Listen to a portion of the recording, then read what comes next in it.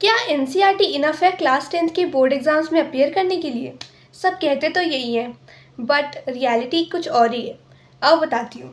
हाय, welcome और welcome back to my YouTube channel. मैं हूँ जिया एंड आज इस वीडियो में मैं एक बहुत ही फ्रीक्वेंटली आस्क्ड क्वेश्चन का आंसर देने वाली हूँ कि क्या एनसीईआरटी इनफ है बोर्ड एग्ज़ाम्स में अच्छा स्कोर करने के लिए।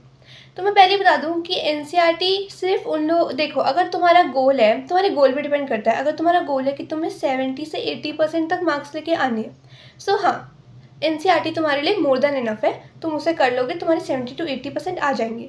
बट अगर तुम्हें उससे ज़्यादा मार्क्स लेके आने हैं तो नहीं, एनसीईआरटी इनफ नहीं है। एनसीईआरटी के कॉन्सेप्ट्स आते हैं, बट एनसीईआरटी से थोड़ा सा हायर लेवल के ही क्वेश्चंस पूछे जाते हैं बोर्ड एग्जाम में। सो कहाँ से पढ़े? तो I am gonna give you some tips कि आप लोगों को क्या करना है in order to achieve your goal, अगर तुम्हारे को 80% से ज़्यादा मार्क्स चाहिए तो। सो पहली बात तो ओल्ड एनसीईआरटीज़ मत खरीदो। यूजुअली क्या होता है कि बच्चे सीनियर से ले लेते हैं, बट या फिर अपने किसी रिश्तेदार से ले लेते हैं, किसी दोस्त से ले लेते हैं। बट आई वुड सजेस्ट कि ऐसा मत करो। If you can buy a new book तो वो ही करना, क्योंकि क्या होता है कि हर साल ना एनसीईआरटी जो सीबीएसई वाले होते हैं बुक्स में कुछ ऐड कर देंगे, कुछ हटा देंगे। तो देखो, सिलेबस चेंज रहता है, थोड़ा बहुत चेंज रहता है, तो तुम्हें एक्स्ट्रा ना पढ़ना पड़े, टाइम ना वेस्ट हो, एंड तुम्हें पता हो कि क्या आएगा। तुम्हारे पास पूरा प्रॉपर हो सामान, तुम्हारे पास प्रॉपर चीज़ें हो कि क्या पढ़नी है। तो इसलिए तुम नई एनसीईआरटी बुक्स खरीदो। एंड एनसीईआरटी तो लाइक काफ़ी अफोर्डेबल प्राइस पे होती है। सो इफ़ यू कैन तो पुरानी एनसीईआरटी बुक्स मत लो। सैम्पल पेपर्स बहुत सारे इकट्ठे करने की ज़रूरत नहीं है। जो बुक्स होती हैं सैम्पल पेपर्स की, बहुत सारी इकट्ठे करने की ज़रूरत नहीं है। सिर्फ ओसवाल की लो। Oswaal is the best. YouTube पे भी सारे टीचर्स ओसवाल की ही सजेस्ट करते हैं, मैं भी ओसवाल ही सजेस्ट करूँगी। मैंने भी वही यूज़ करी थी सारी। उसमें अगर तुम्हारी मैथ्स है तो स्टैंडर्ड और बेसिक दोनों के अलग अलग आते हैं। साइंस की आती है, एसएसटी की आती है, मतलब सारे सब्जेक्ट्स की ओसवाल की आती है, हिंदी इंग्लिश की भी आती है। सो तुम वो लेना, ठीक है, क्योंकि ओसवाल में सबसे छटे हुए क्वेश्चन, सबसे ज़्यादा रिपीटेड क्वेश्चंस, एंड जो कॉन्सेप्ट्स है ना, मतलब इतने उसमें शॉर्ट समरी में भी लिखे होते हैं चैप्टर्स की समरी, तो उससे आपकी काफ़ी कॉन्सेप्ट क्लैरिटी भी रहती है। एनसीईआरटी को मस्ट रीड है कि मतलब एनसीईआरटी तो पढ़नी ही है कॉन्सेप्ट क्लैरिटी के लिए, बट उसमें जो दिए गए क्वेश्चन हैं एज इट इज़ नहीं आएंगे वो, उसके लिए तुम्हें सैम्पल पेपर करना पड़ेगा। एंड साइंस के लिए क्या होता है कि कुछ चैप्टर्स थोड़े से टफ होते हैं बाकी चैप्टर्स से कंपैरेटिवली, और उनकी जो लैंग्वेज, जिस लैंग्वेज में वो एनसीईआरटी में लिखे होते हैं वो समझ नहीं आती है। साइंस में होता है ऐसा।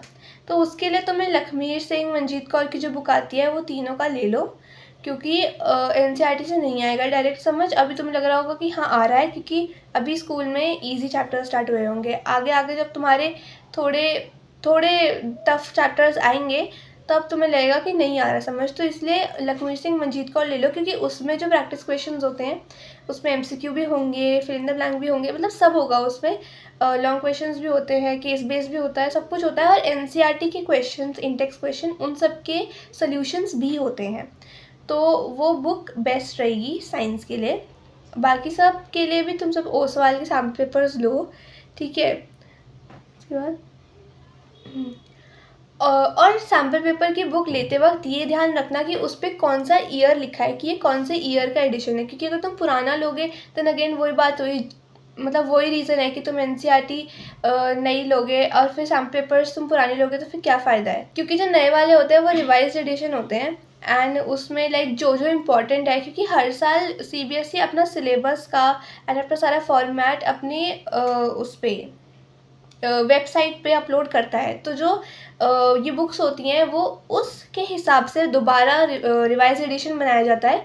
तो नई ही लो, एनसीईआरटी भी, सैम्पल पेपर्स भी, ईयर उस पर जो लिखा है जो कि इससे इस वाले ईयर के लिए है ये, उसका ध्यान रखना। स्टेशनरी पे पुरानी भी मिलती है, अगर कोई पुरानी दे तो नई ही।